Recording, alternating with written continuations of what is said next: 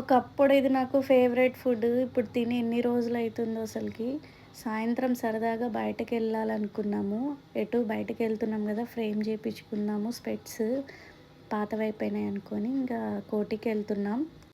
అక్కడైతే so many options ఉంటాయి. And cheap and బెస్ట్‌లో గూడా వచ్చేస్తది.